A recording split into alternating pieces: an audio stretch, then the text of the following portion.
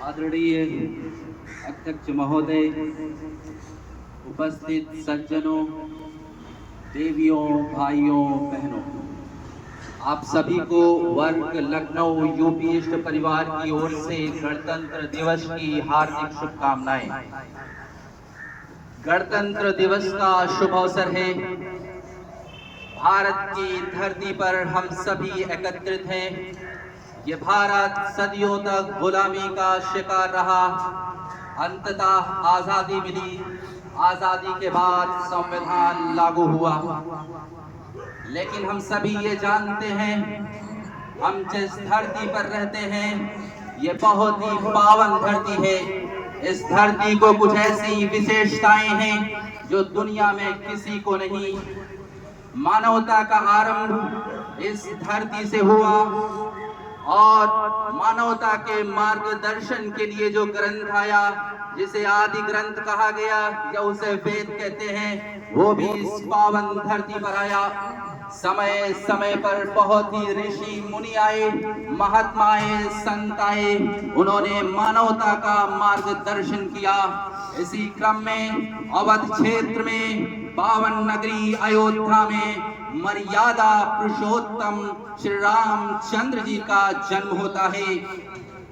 तो ये बहुत ही पुनीत अवसर है कि भारत का भविष्य कैसा हो, भारत उनके पद चिन्हों पर चलकर किस राज्य की स्थापना कर सकता है, कैसी कल्याणकारी राज्य की स्थापना होनी चाहिए। राम राज्य पर थोड़ा सा प्रकाश डालूंगा। समय का अभाव है, शुरू करते हैं। मर्यादा पुरुषोत्तम श्री रामचंद्र जी का चरित्र जो है वो इतना महान है कि उसको शब्दों में पिरो पाना असंभव सा है, लेकिन मैं उसे प्रयास करता हूं आपके समक्ष प्रस्तुत करने का, और फिर तुलनात्मक अध्ययन करेंगे कि हम भारतीय कहाँ खड़े हैं, क्या उनके पद चिन्हों पर चल रहे हैं, क्या हमारी जो दशा है फिर उस रूप में चलकर हम राम राज्य की स्थापना करने में समर्थ हैं या नहीं। मर्यादा पुरुषोत्तम श्री रामचंद्र जी आदर्श पुत्र थे। पिता की आज्ञा का पालन करते हुए वनवास को चले गए, किंतु परंतु नहीं किया, बल्कि वाल्मीकि रामायण के अयोध्या कांड में बहुत ही स्वर्णिम शब्द कहे।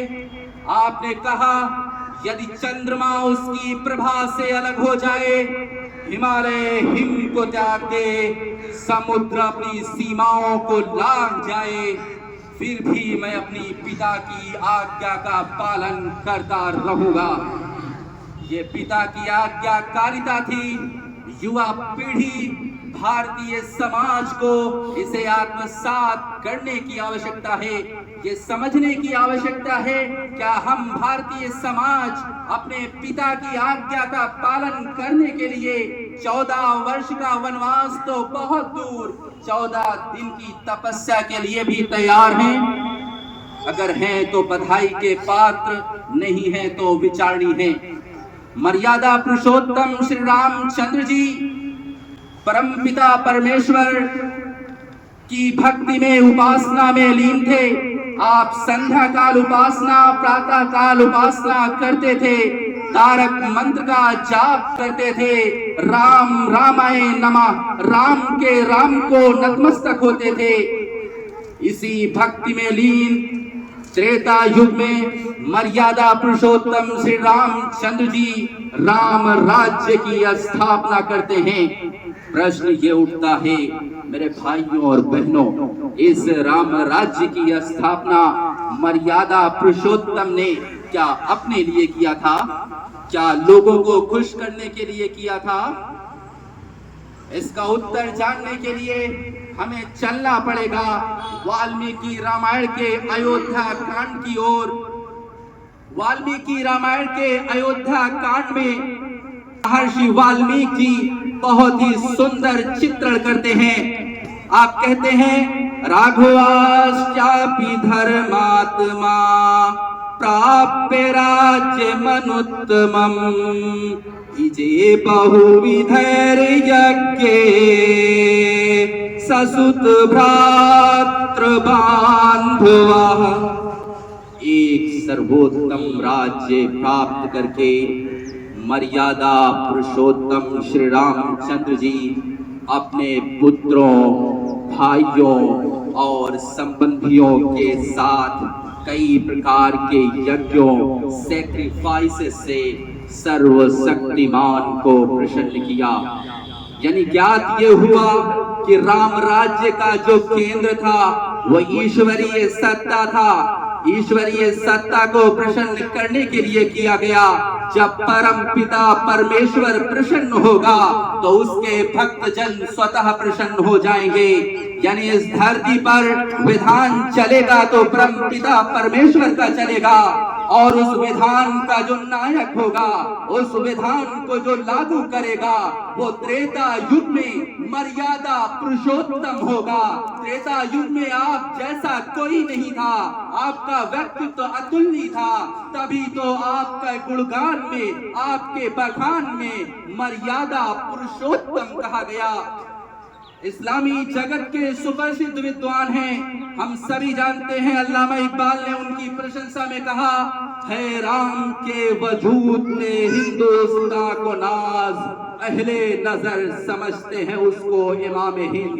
वास्तव में त्रेता युग में हिंद की इमामत, भवती भारत की इमामत और नेतृत्व के लिए कोई व्यक्तित्व था तो वो मर्यादा पुरुषोत्तम श्री रामचंद्र जी थे।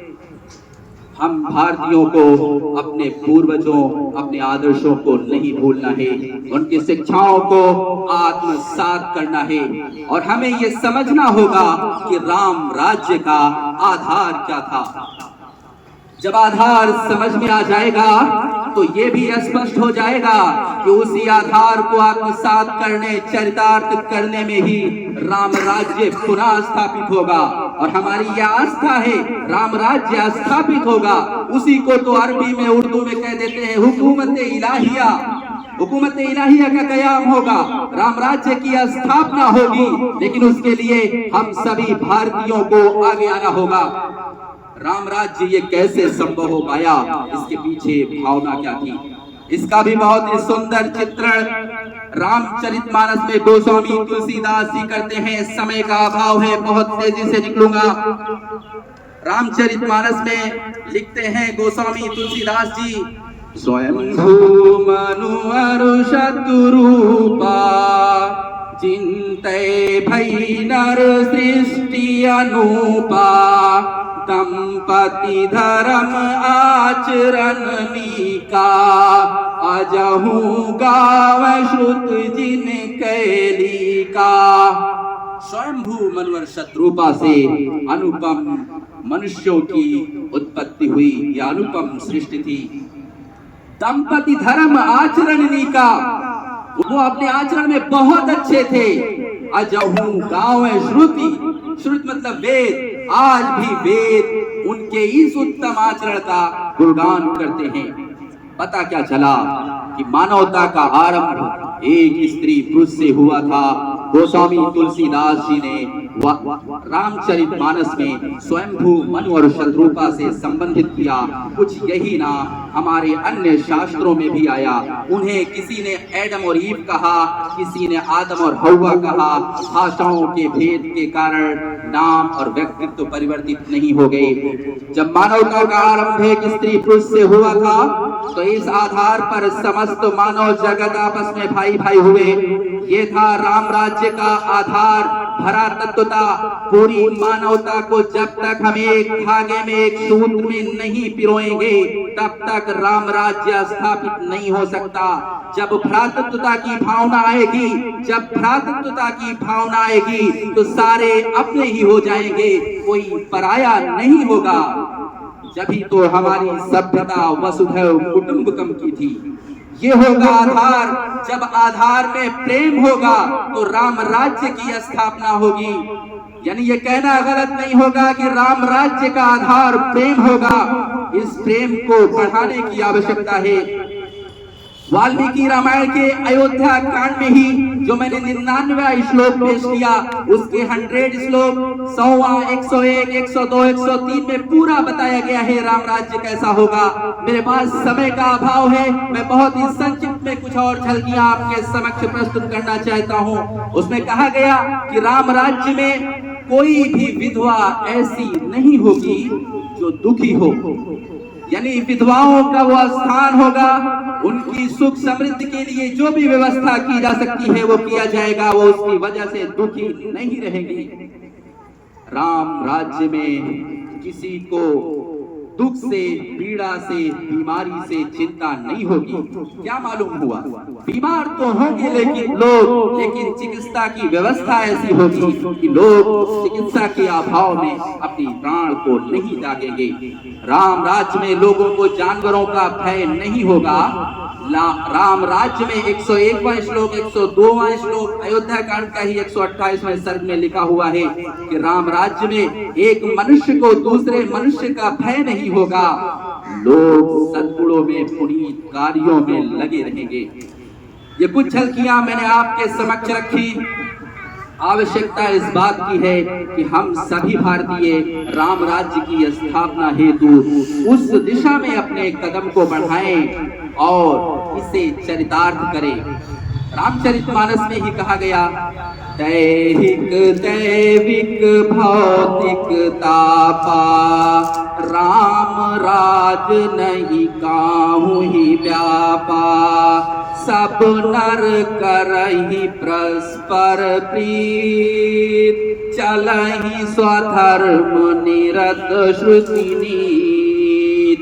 दैहिक दैविक भौतिक तापा, कोई तकलीफ नहीं होगी। क्या होगा, सब मनुष्य परस्पर प्रीत करेंगे और वेदों के अनुसार, वेदों की बताई हुई नीति के अनुसार अपने धर्म का पालन करेंगे। तो राम राज्य का आधार ये होगा कि सब मनुष्य परस्पर प्रीत करेंगे। समस्त जगत मानवता को एक धागे में, एक सूत्र में पिरोया जाएगा। सभी के साथ समता, बंधुत्वता, भ्रातृत्वता ये स्थापित होगी। रामचंद्र जी आदर्श पुत्र थे। आदर्श पुत्र पर एक दृष्टि डालते हैं वर्तमान भारत में। बहुत ही पीड़ा के साथ ये कहना पड़ रहा है कि हमारे भारत में वृद्धाश्रम का होना इस बात का प्रतीक है कि मर्यादा पुरुषोत्तम श्री रामचंद्र जी की शिक्षाओं से हम कोसों दूर हो गए। वो आदर्श पुत्र थे, पिता की आज्ञा का पालन करते हुए वन को चले गए और आज ये कैसा पुत्र समाज हो गया, कैसी युवा पीढ़ी हो गई जो अपने वृद्ध जन, अपने माता पिता, जिस माता ने 9 माह तक उसे अपने गर्भ में रखा था, उसे जन्म दिया, उसका लालन पालन किया, उस माता को अपने से दूर वृद्धाश्रम में छोड़ आते हैं। कल्पना कीजिए, अभी जो 2019 का जो डेटा आया उसके अनुसार 5000 से अधिक वृद्धाश्रम हमारे देश में है। विचारणी है, क्या राम राज्य ऐसे ही स्थापित होगा? क्या युवा पीढ़ी के संस्कार के बिना ही स्थापित हो जाएगा? आवश्यकता इस बात की है कि हम अपने समाज को, अपनी युवा पीढ़ी को, जो अपनी भारतीय संस्कृति और सभ्यता है, सनातन शास्त्रों से जोड़े, तब ये भावना जागृत होगी। तो ये अभिशाप है वृद्धाश्रम का होना। इसी प्रकार से आदर्श पति थे मर्यादा पुरुषोत्तम श्री रामचंद्र जी। देखना यह है कि क्या हम सभी आदर्श पति हैं, और जो नहीं है, जो बनने वाले हैं, क्या वो आदर्श पति की भूमिका निभाने में सक्षम हैं? जो भारत का भी रिसेंट का डेटा है, in India 32% of ever married women reported having experienced physical, sexual or emotional violence by their husbands in their lifetime.